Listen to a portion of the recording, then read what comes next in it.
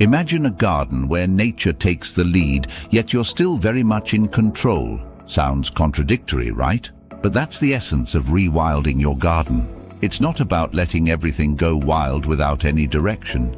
Instead, it's a delicate dance between you and nature, allowing your garden to flourish with minimal intervention but strategic guidance. When the concept of rewilding gardens first started gaining attention, it sparked a debate. Is this truly gardening? After all, if you simply leave your garden to its own devices, it might quickly become overrun by a single dominant weed, choking out other plants and reducing biodiversity rather than enhancing it.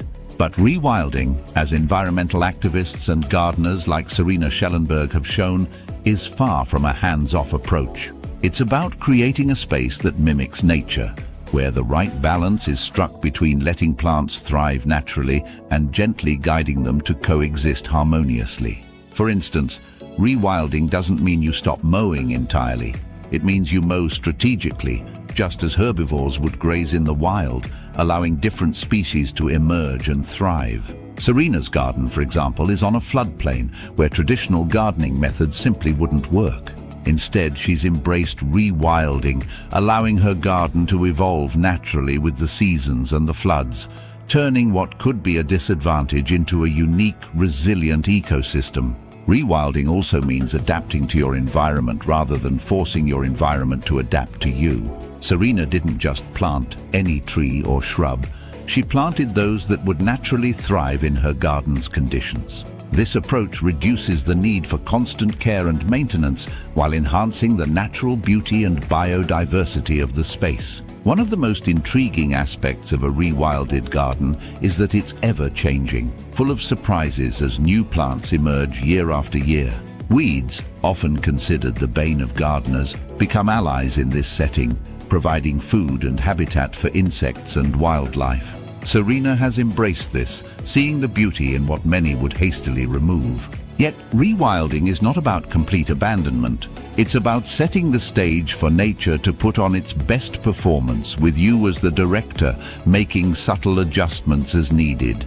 For example, you might mow paths through long grass to create a sense of order amidst the wildness, or add focal points like sculptures or seating areas to invite you to pause and enjoy the surroundings. One of the most inspiring aspects of rewilding is how it transforms your relationship with the garden. Instead of seeing it as something to control and perfect, you start to view it as a partner in a living, breathing ecosystem.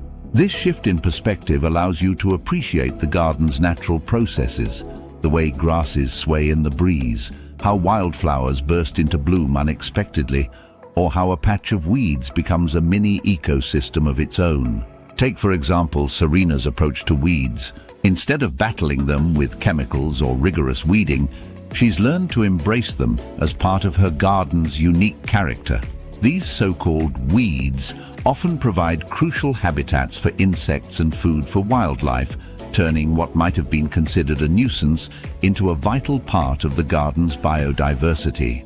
By allowing these plants to grow, Serena has created a garden that supports a wide range of species, from insects to birds, all thriving in this carefully curated wildness. Moreover, rewilding isn't just about the plants. It's about creating a space that feels connected to the larger landscape. Serena's garden, with its winding paths, scattered seating areas and natural focal points like standing stones and sculptures, invites visitors to explore and engage with the environment in a way that feels both intentional and spontaneous. The garden becomes a place not just to admire, but to experience, where every turn might reveal a new perspective, a hidden nook, or a surprise visitor like a kingfisher by the pond or a moorhen in the reeds. Even in the face of challenges like flooding, which could easily devastate a more traditional garden, Serena's rewilded approach proves resilient. The grasses recover after the waters recede, and the garden continues to evolve, adapting to the conditions rather than fighting against them. This resilience is a testament to the power of working with nature rather than against it. But perhaps what's most remarkable about Serena's garden is how it redefines what it means to be a gardener. You don't need to be an expert or have years of experience to create a rewilded garden. In fact, the beauty of rewilding is its accessibility. Anyone can do it, regardless of their gardening knowledge.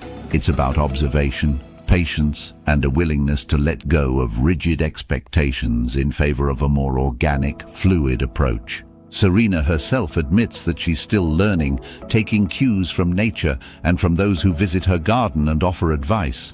This collaborative, ever-evolving process makes rewilding not just a gardening technique, but a mindset, one that encourages curiosity, experimentation, and a deep respect for the natural world. These small changes can have a big impact on the biodiversity of your garden. Instead of striving for a perfect lawn or meticulously maintained flower beds, you begin to see the value in the rough edges, the patches of wildflowers that pop up uninvited, the tangled vines that provide cover for shy creatures, and the dense thickets where life thrives in hidden corners. The more you allow nature to take its course, the more you'll see your garden come alive with activity, from the buzzing of bees to the rustling of small mammals in the undergrowth. Another aspect of rewilding that Serena's garden exemplifies is the idea of seasonal change and adaptability.